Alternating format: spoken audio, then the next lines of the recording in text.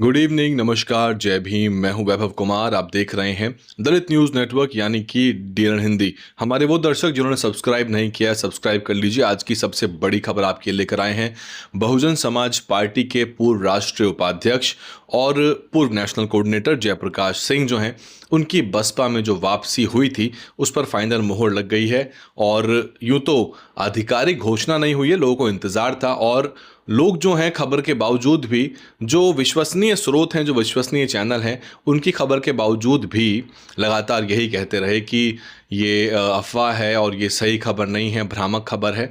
लेकिन अगर मैंने ट्वीट किया है या कुछ अन्य विश्वसनीय लोग जो हैं, वो अगर उससे खबर को चलाते हैं तो बेहद रिसर्च के बाद, कई स्रोतों से उसके सत्यापन के बाद ही चलाते हैं। यूँ तो लखनऊ में जो बहन जी के साथ जयप्रकाश सिंह की जो मीटिंग हुई थी उसके बाद ही इस पर मोहर लग चुकी थी। और मैंने एक खबर की थी, आपको याद होगा, जिसमें मैं अपने हापुड़ वाले घर में बाहर से उसको रिपोर्ट कर रहा था। मेरे पीछे पेड़ पौधे, हरियाली थी, आपको शायद वो खबर याद हो। मैंने उस दिन भी कहा था कि बहन जी से मुलाकात हो गई है, बहन जी की हरी झंडी मिल गई है। लेकिन जब तक इस पर फाइनल मोहर ना लग जाए, जब तक ये खबर निकल के बाहर ना आ जाए कि जी हाँ, जयप्रकाश की वापसी हो गई है और उनको जो है प्रभार मिल गया है, तो फाइनली वो दिन आ ही गया।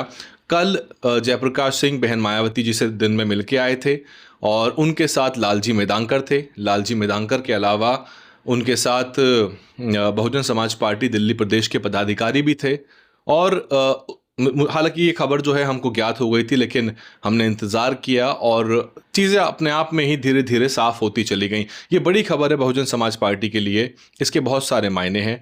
और वापसी कैसे क्यों हुई, इसको लेकर भी कुछ चर्चा बहुत ज़रूरी है, क्योंकि 2027 के चुनाव हैं, उसमें बहन जी ने जो वायदे किए हैं कि मैं पूरी ताकत लगाऊंगी, और उसी तरफ बहन जी ने एक कदम भी बढ़ाया है कि सीधे तौर पर बहन जी जयप्रकाश सिंह, क्योंकि उनको लेकर बहुत बड़ी डिमांड थी, उनको लेकर एक बहुत लोकप्रिय वो नेता बन चुके थे और लगातार बसपा की वो बात कर रहे थे। और अब फाइनली बहन जी ने उनको उड़ीसा और पश्चिम बंगाल का प्रभार दिया है। साथ में उनके लालजी मेधांकर भी वहाँ प्रभारी के रूप में रहेंगे। तो ये खबर जो निकल के आई, ये लखनऊ से चली थी खबर और दिल्ली में इसका सत्यापन हुआ। बहन जी दिल्ली आ गई हैं। अपने 6 तारीख के कैमूर के संबोधन के बाद बहन जी का दिल्ली में आगमन हुआ और दिल्ली में 23-24 सरदार पटेल मार्ग पर, जहां बहन जी का निवास है, वहां पर जयप्रकाश पहुंचते हैं। तस्वीर भी उनके साथियों ने साझा कर दी है, जो उनके साथी उनके साथ गए थे।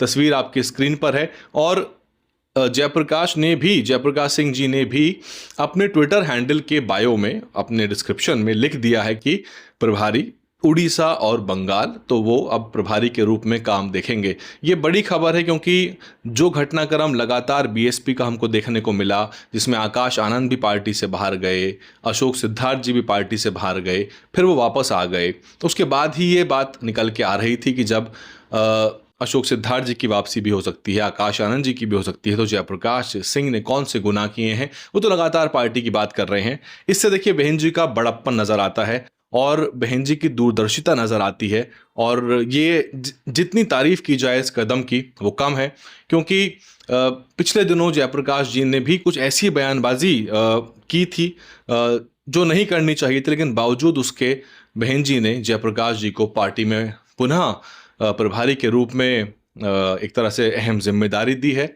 और ये 27 के चुनाव के लिए भी महत्वपूर्ण है। हालांकि जयप्रकाश सिंह जी की जो शैली है, जिस तरह का वो भाषण देते हैं और जिस तरह से वो प्रचार प्रसार करते हैं, उनको बहुत संयम बरतना पड़ेगा कि कोई गलती ना होने पाए, क्योंकि गलती की सज़ा वो जानते हैं। जिस तरह से आकाश आनंद जी को भी नहीं बख्शा गया, अशोक सिद्धार्थ जी को भी नहीं बख्शा गया, तो इस तरह की कोई गलती अगर भविष्य में हो जाती है तो कोई माफ़ी नहीं मिल पाएगी और फिर कहने वाली कोई बात नहीं रह जाएगी।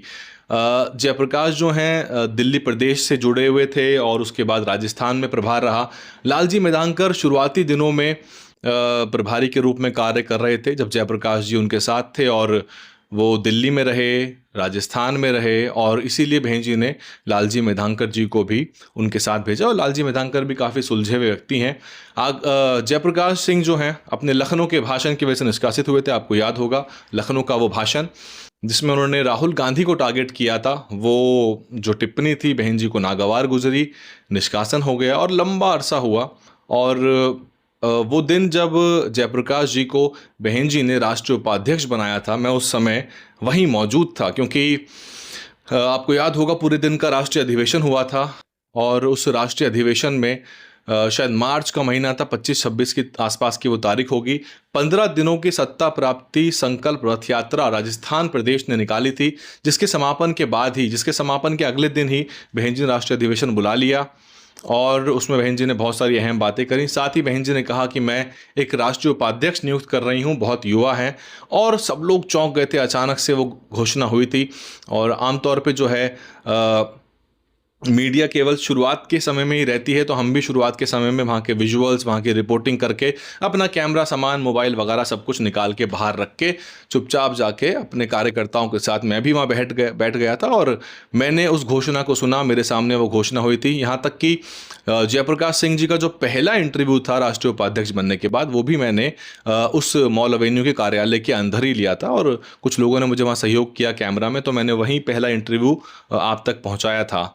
और उसके बाद जब वो राष्ट्रीय उपाध्यक्ष बने, वीर सिंह जी को उनके साथ जिम्मेदारी दी गई और वीर सिंह जी के साथ वो देश भर में अलग अलग राज्यों में, क्योंकि उनको देश भर के अंदर युवाओं को जोड़ने की जिम्मेदारी थी, तो वो दक्षिण के राज्यों में हर जगह पर अपनी अपनी सभाएं करते रहे और तेलंगाना में भी रहे, दक्षिण में रहे, महाराष्ट्र में सभा हुई। काफ़ी क्रेज़ था जयप्रकाश का उस समय और देश भर के युवा जो थे उनकी भाषण शैली से प्रभावित हुए थे। हालांकि बाद में जयप्रकाश सिंह जो हैं वो दिल्ली में जंतर मंतर पे भीम आर्मी के मंच पर भी पहुंच गए और उन्होंने यहाँ तक भी कह दिया कि चंद्रशेखर आज़ाद की तुलना कांशीराम साहब से भी उन्होंने की, काफ़ी तारीफ़ की वहाँ पर। और बाद में टीवी और जो चैनल्स हैं, जो बहुजन मीडिया के चैनल्स हैं, उनको दिए जो बयान थे उसमें भी उन्होंने कई बार बहुत तल्ख तीखी टिप्पणियां की जिनसे बचा जा सकता था। बावजूद इन सब के बहन जी ने जयप्रकाश जी को पार्टी में पुनः वापस बुलाया है।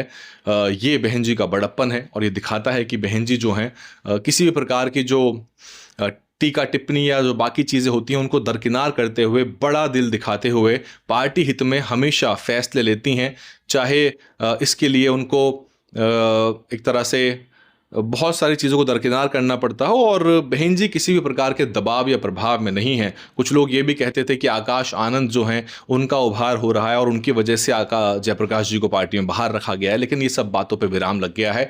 अब केवल बसपा के सामने आगामी चुनाव है, बिहार का जो चुनाव होना है वो है, और 2027 में जो बसपा के लिए सबसे महत्वपूर्ण चुनाव है अब तक का, वो बसपा के सामने है। तो इसलिए जयप्रकाश सिंह की वापसी जो है वो एक काबिले तारीफ कदम है, इसकी प्रशंसा होनी चाहिए और बहन जी का धन्यवाद सब लोग करना चाहिए कि वो एक ऐसे नेता को वापस लेके आ गए जिसकी डिमांड देश भर से हो रही थी और सब लोग चाहते थे। मेरे ख्याल से सभी लोग जो होंगे, जो बसपा समर्थक होंगे, वो आज काफ़ी खुश होंगे और काफ़ी इस कदम की तारीफ कर रहे होंगे।